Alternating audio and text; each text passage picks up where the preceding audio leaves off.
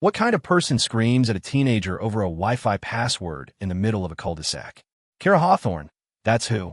Her voice pierced the quiet of our suburban street, sharp as a siren, her perfectly manicured finger jabbing at my son, Ethan, who stood on our front lawn, his tablet dangling loosely in one hand. The sun was dipping low, painting the sky in hues of orange and pink, but the beauty of the evening was lost on Karen. Her face was a storm of rage, her blonde bob trembling with every word. "You little punk. You think you can mess with my internet and get away with it?" She shrieked, loud enough for every neighbor within a 3-block radius to poke their heads out. Ethan, barely 16, didn't flinch. His dark eyes, calm and calculating behind his glasses, met hers without a hint of fear. I stood frozen on the porch, my coffee mug cold in my hands, wondering how a simple prank had spiraled into this public spectacle. Our neighborhood, Willow Creek, was the kind of place where everyone knew everyone else's business, but nobody admitted it. Perfect lawns, white picket fences, and a homeowners association that ruled with an iron grip. Karen was its unofficial queen. She wasn't the president. No, that was too much paperwork for her. But she was the enforcer, the one who'd knock on your door at 7 a.m. because your trash cans were out 5 minutes too early. She thrived on control, her smile as polished as her SUV, but her eyes always carried a glint of judgment.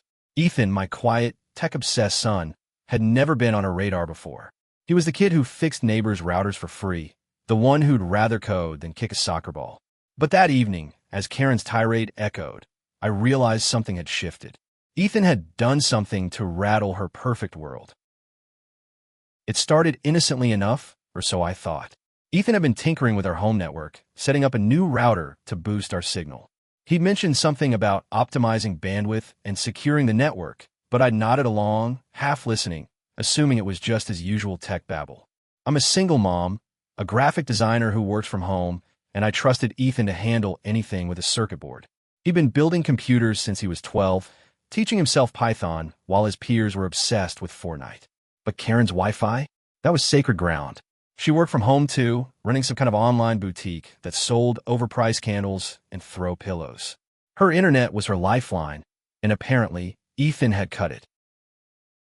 "You changed the password, didn't you?" Karen spat, stepping closer to Ethan. Her heels clicked on the pavement, each step a declaration of war. "I know it was you. My smart TV's been offline all day, and my clients can't get their orders." Ethan tilted his head, his expression infuriatingly neutral. "Mrs. Hawthorne," he said, his voice steady, "I didn't touch your Wi-Fi. Maybe your router's acting up. I could take a look if you want."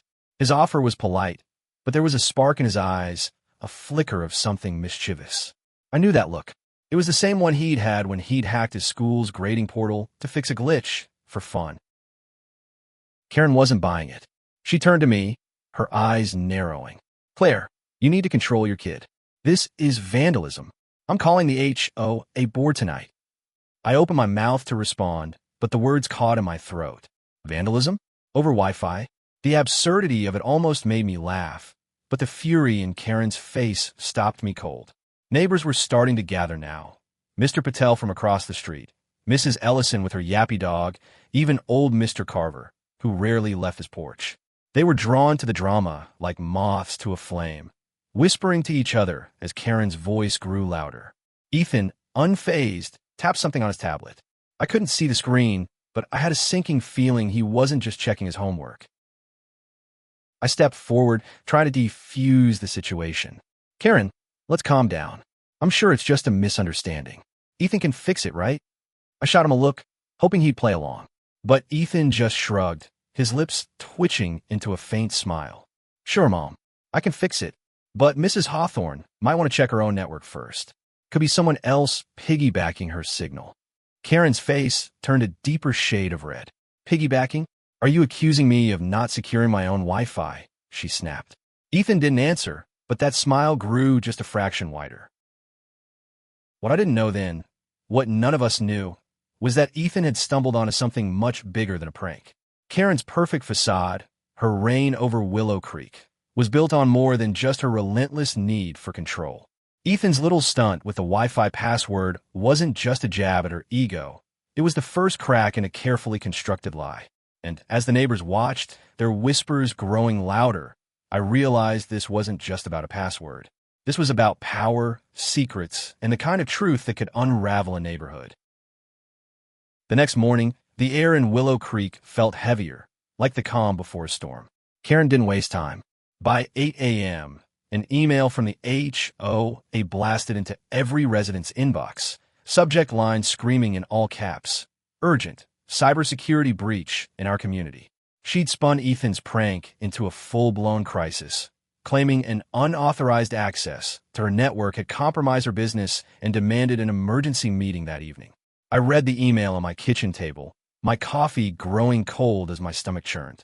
Ethan sat across from me, eating cereal, his eyes glued to his laptop. "She's blowing this way out of proportion," I said, trying to keep my voice calm.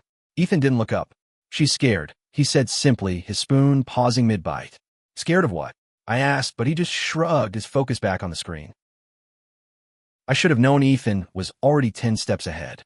He wasn't just a kid who fixed routers. He was a digital bloodhound. Last night, after Karen's meltdown, he'd stayed up late, his bedroom glowing with the soft hum of his computer. I'd assumed he was gaming or coding, but now I wonder what he'd been digging into. Karen's reaction wasn't just about a Wi-Fi password. It was personal. And Ethan, with his quiet persistence, had sniffed out something she didn't want anyone to see. I wanted to press him for answers, but the doorbell rang, sharp and insistent. It was Mr. Patel, his face tight with worry. "Claire, is Ethan okay? Karen's telling everyone he's a hacker. She's got half the neighborhood spooked." I forced a smile, my heart racing. "It's a misunderstanding, Raj. I'll sort it out." But as I closed the door, I felt the weight of eyes on me, neighbors peeking from their windows, already choosing sides. The HOA meeting was set for 7 p.m. at the community center, a sterile room with fluorescent lights and folding chairs. By the time Ethan and I arrived, the place was packed. Karen stood at the front, her arms crossed, her smile tight but triumphant. She'd dressed for battle, crisp blazer, pearl earrings, her blonde hair pulled back like a general preparing to rally her troops.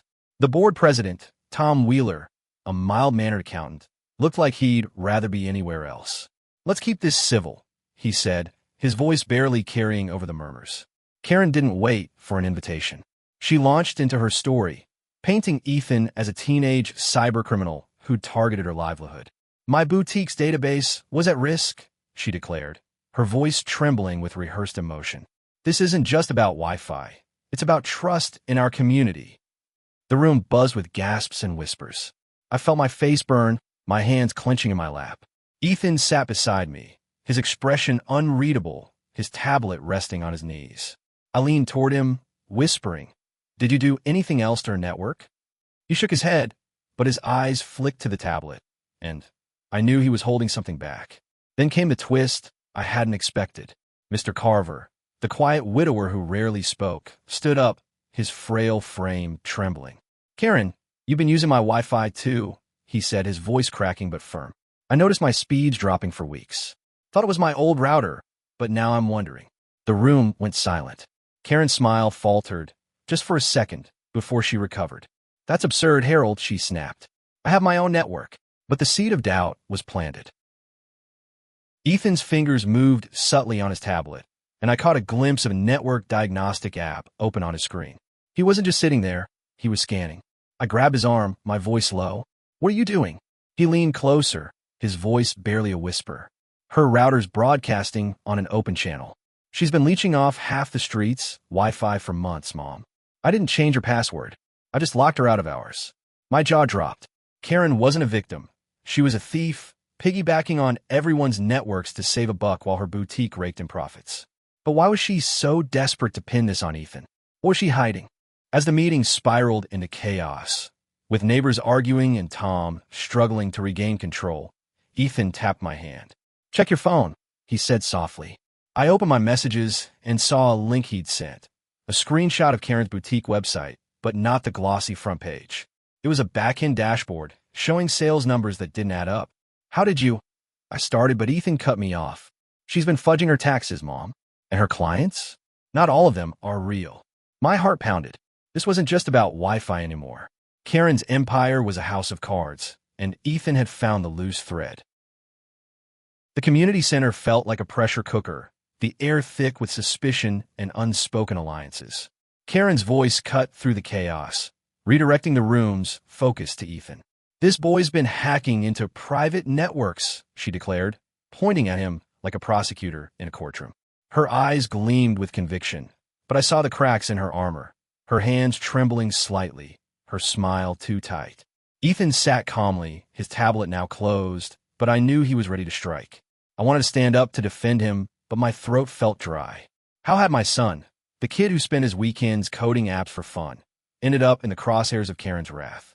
Tom, the HOA president, tried to steer the conversation back to order. "Let's hear from Ethan," he said, his voice weary.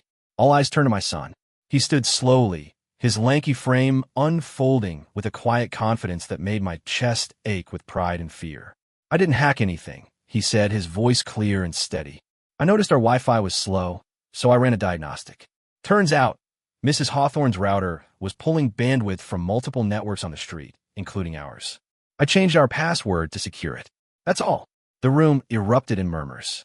Karen's face went pale, but she recovered quickly, laughing, a sharp, brittle sound. "That's ridiculous. My network is secure." He's lying to cover his tracks. But Ethan wasn't done. He opened his tablet and projected a network map onto the community center screen, a web of connections showing Karen's router linked to half a dozen others. The evidence was undeniable, but it wasn't enough for Karen to back down. She doubled down, her voice rising. "This is a setup. He's manipulating the data." The accusation stung, but Ethan didn't flinch. Instead, he tapped his tablet again, and a new image appeared, a screenshot of Karen's boutique dashboard, the same one he'd sent me. It showed inflated sales figures, with payments funneled to an offshore account. The room went deathly quiet. "Mrs. Hawthorne," Ethan said, his tone almost gentle, "your boutique's been doing well, but not that well. You've been skimming from your clients and dodging taxes. I found the records when I traced your network traffic." The words hung in the air, heavy and damning. Karen's face crumpled, but only for a moment. She straightened, her eyes blazing. "You're a child. You don't know what you're talking about," she snapped, but her voice shook. The neighbors weren't whispering anymore. They were staring, their trust in her unraveling. Mr. Patel stood up, his voice quiet but firm. "Karen, is this true? Have you been using our Wi-Fi to hide this?" The twist hit me like a punch. Ethan hadn't just locked her out of our network. He'd followed the digital breadcrumbs to her secrets. Karen's boutique wasn't just a side hustle. It was a front. She'd been inflating sales, pocketing cash, and using the neighborhood's Wi-Fi to mask her transactions, bouncing them through unsecured networks to avoid detection. Ethan's prank had been a spark, but her reaction had lit the fuse. She'd come after him to deflect, to keep her secrets buried. But now, with the evidence glowing on the screen, she was cornered. I expected her to crumble, but Karen was a fighter. She turned to the crowd, her voice dripping with sincerity. "This is a witch hunt. I've been nothing but dedicated to this community, and now I'm being attacked by a teenager and his mother." She pointed at me, and I felt the weight of every gaze in the room. My heart raced, but I stood, my voice steadier than I felt. "Karen, if you're innocent, let Ethan audit your network. Right now, in front of everyone." The challenge hung in the air, and for the first time, Karen had no response. Her silence was louder than any outburst. As the meeting dissolved into heated arguments, Ethan leaned toward me. "I've got more," he whispered. "Her client list? It's not what it seems." My stomach twisted. What else had he found? And how far was Karen willing to go to keep it hidden? The room felt like it was closing in, the fluorescent lights too bright, the voices too loud. I realized then that this wasn't just a neighborhood spat. It was a battle, and Ethan had just thrown down the gauntlet. The days after the HOA meeting were a blur of tension and whispers. Willow Creek had split into factions, those who believed Ethan's evidence and those who clung to Karen's charm. She hadn't backed down. Instead, she'd gone on the offensive, spreading stories about Ethan's troubled behavior and my negligent parenting. Her emails flooded the HOA listserv, each one more dramatic than the last, painting herself as the victim of a vicious smear campaign. But cracks were forming. Mr. Carver stopped by with a plate of cookies, his voice low as he thanked Ethan for exposing Karen's Wi-Fi theft. Mrs. Ellison, usually Karen's staunchest ally, was oddly quiet, her dog no longer yapping at our fence. Ethan, meanwhile, was relentless. He spent hours in his room, his monitors glowing with lines of code and network logs. I tried to get him to talk, to slow down, but he was like a dog with a bone. "She's not just hiding taxes, Mom," he said one night, his voice low as he showed me a spreadsheet. It was a list of Karen's clients, names, addresses, purchase histories. But half the names didn't exist. No social media, no public records. "She's been faking orders to inflate her revenue," Ethan explained. "And she's using burner accounts to leave her own reviews." My mind reeled. Karen's boutique, with its glossy Instagram page and 5-star ratings, was a lie. I wanted to confront her, to march across the street and demand answers, but Ethan stopped me. "We need proof that sticks," he said. "She's slippery." He was right. Karen had a knack for twisting the truth, for turning neighbors into allies with a smile and a sob story. So we waited, gathering evidence while Karen's campaign against us grew louder. She'd even called a tech expert from out of town, some guy named Greg who claimed to be a cybersecurity consultant. He showed up at the next HOA meeting, a slick man in a cheap suit, backing Karen's claims that Ethan had tampered with her network. "This kind of unauthorized access is illegal," Greg said, his voice dripping with authority. The room murmured in agreement, and I felt the tide turning against us. But Ethan was ready. He stood, his tablet in hand, and calmly dismantled Greg's claims. "If I'd hacked her network, there'd be logs of unauthorized access," he said, projecting a clean network scan. "But her router's logs show she's been connecting to unsecured networks for months, including Mr. Carver's." He paused, letting that sink in, then dropped the bombshell. "And Greg? He's not a cybersecurity expert. He's her cousin. I found his LinkedIn. He sells used cars in Fresno." The room erupted in gasps and laughter. Greg's face turned red, and Karen's composure cracked, her hands gripping the table as she glared at Ethan.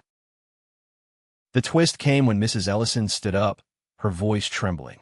"I checked my bank statements," she said. "Karen's boutique charged me for items I never ordered. I thought it was a mistake, but now," she trailed off, her eyes locking on Karen. The room went silent, the weight of her words sinking in. Karen's empire wasn't just built on lies, it was built on theft. Small charges, hidden in the fine print, siphoned from neighbors who trusted her. Ethan had uncovered it all, his quiet persistence peeling back layers of deceit. Karen's voice was shrill now, her control slipping. "This is slander. I'll sue you all." But the neighbors weren't listening. They were pulling out their phones, checking their own statements, whispering to each other. Tom, the HOA president, looked like he wanted to disappear. "We'll need to investigate this," he said weakly, but the damage was done. Karen's reign was crumbling, and Ethan, my brilliant, stubborn son, had lit the match. I reached for his hand under the table, squeezing it tightly. He squeezed back, but his eyes were still on Karen, watching her unravel. Karen's downfall was swift and brutal, like a house of cards caught in a windstorm. The HOA meeting had ended in chaos, with neighbors demanding audits of their accounts and Tom promising a full investigation. Karen stormed out, her heels clicking furiously, but the damage was done. Ethan's evidence, screenshots, network logs, fake client lists, had spread like wildfire. By morning, the neighborhood's group chat was ablaze with screenshots of questionable charges from Karen's boutique. Mrs. Ellison found a $200 charge for a custom candle set she'd never received. Mr. Patel discovered recurring fees for a VIP subscription he'd never signed up for. Even old Mr. Carver, who barely used the internet, found a $50 charge for consulting services. Karen tried to fight back. She posted a tearful video on the neighborhood's social media page, claiming she was the victim of a coordinated attack by jealous rivals. But the evidence was too damning, and Ethan's quiet, methodical takedown had left no room for doubt. He'd forwarded his findings to the HOA board and, on my urging, to the local police. They didn't take kindly to fraud, especially when it involved their own community. By the end of the week, Karen's boutique website was offline, her Instagram account private. Her SUV stayed parked in her driveway, and her curtains remained drawn. I expected Ethan to gloat, to revel in his victory, but he didn't. He was back in his room, coding a new app, as if nothing had happened. "Why didn't you tell me sooner?" I asked one night, sitting on the edge of his bed. He looked up from his laptop, his glasses reflecting the screen's glow. I didn't want you to worry, Mom. I knew I could handle it. His confidence floored me. He wasn't just a kid anymore. He was a force, a quiet storm who'd taken down a neighborhood tyrant with nothing but his brain and a Wi-Fi router. But the fallout wasn't over. Karen's husband, a quiet man who'd always stayed in her shadow, knocked on our door one evening. His eyes were tired, his voice low. "She's leaving," he said, "moving to her sister's in Ohio. I just wanted to say Ethan did the right thing." He handed me a folded piece of paper, a thank you note, written in Karen's elegant handwriting, but unsigned. It was an apology, or as close as she'd ever get to one. I handed it to Ethan, who read it without expression, then tucked it away. "She's not sorry," he said. "She's just scared of getting caught again." The neighborhood slowly healed. The HOA rewrote its bylaws, banning members from using community networks for personal gain. Mr. Carver got a new router, courtesy of Ethan, who set it up with a password even Karen couldn't crack. Mrs. Ellison started a book club, invited me to join, and Mr. Patel offered Ethan an internship at his tech startup. The cul-de-sac felt lighter, freer, as if Karen's shadow had finally lifted. But the real change was in Ethan. He'd always been quiet, content to live in his digital world, but now he carried himself differently. Taller, surer. He'd faced a bully and won, not with fists or shouts, but with truth. I watched him one evening, sitting on our porch, teaching Mr. Carver how to use a budgeting app. The old man laughed, patting Ethan's shoulder, and I felt a swell of pride so fierce it brought tears to my eyes. Willow Creek wasn't the same after Karen left. The cul-de-sac, once a stage for her theatrics, settled into a quiet rhythm. Lawns were still manicured, but the air felt less stifling, as if the neighborhood had exhaled. Ethan became something of a local hero, though he'd roll his eyes at the label. Neighbors stopped by with small gifts, a plate of brownies, a gift card to the local coffee shop, thanking him for exposing Karen's fraud. He accepted them politely, but always redirected the conversation to tech, offering to optimize their routers or debug their laptops. I watched him thrive, my heart swelling with a mix of awe and gratitude. He turned a prank into a reckoning, and in doing so, he'd given our community a chance to rebuild. But the story wasn't over. A month later, I got a call from Tom, the HOA president. His voice was hesitant, almost nervous. "Claire, we found something in Karen's old files," he said. "You and Ethan should come to the next meeting." My stomach twisted. I thought we were done with her, that her move to Ohio had closed the chapter. But Ethan, when I told him, didn't seem surprised. "She left a mess," he said, his fingers already flying across his keyboard. "I'll bet she didn't cover her tracks as well as she thought."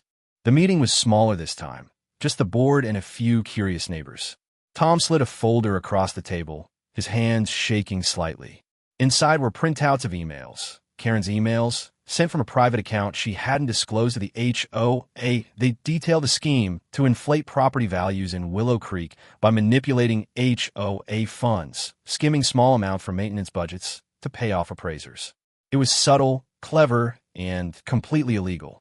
She was planning to flip her house for a profit, Tom said, his voice heavy, and she used our dues to do it. The room was silent, the weight of her betrayal sinking in. Ethan flipped through the emails, his expression unreadable. "There's more," he said, pulling out his tablet. He'd done it again, dug deeper while the rest of us were catching up. He showed us a digital paper trail linking Karen's account to a shell company that had been buying up small lots on the edge of the neighborhood. She hadn't just been stealing Wi-Fi or fudging taxes. She'd been playing a long game, using Willow Creek as her personal piggy bank. The neighbors were stunned, their anger reigniting. Mrs. Ellison, usually so composed, slammed her hand on the table. "She played us all," she said, her voice shaking. I looked at Ethan, expecting him to take the lead, but he shook his head. "This is for the board to handle," he said quietly. "I just found the data. It was a small gesture, but it struck me. He wasn't in this for glory. He'd done what he thought was right, and now he was stepping back, letting the community take over." Tom nodded, his face grim but resolute. "We're turning this over to the authorities," he said. "Karen's not getting away with this." That night, as we walked home, I asked Ethan why he'd kept digging. He shrugged, his hands in his pockets. "I don't like bullies," he said simply. And I don't like people thinking they can hide behind lies. His words stayed with me, a reminder of the boy he'd become, someone who saw the world not just in ones and zeros, but in right and wrong. Months passed, and Willow Creek found its new normal. Karen's house sold quickly, bought by a young couple who waved cheerfully as they moved in. The HOA implemented new transparency rules with regular audits and open meetings. Ethan's name became a quiet legend, the kid who'd taken down a neighborhood tyrant with nothing but a tablet and a knack for truth. But he never let it go to his head. He was already on to his next project, an app to help small businesses track their finances honestly, a subtle nod to Karen's scams. One evening, as the sun dipped below the horizon, I sat on our porch, watching Ethan teach a group of neighborhood kids how to code. Their laughter filled the air, a sound that felt like healing.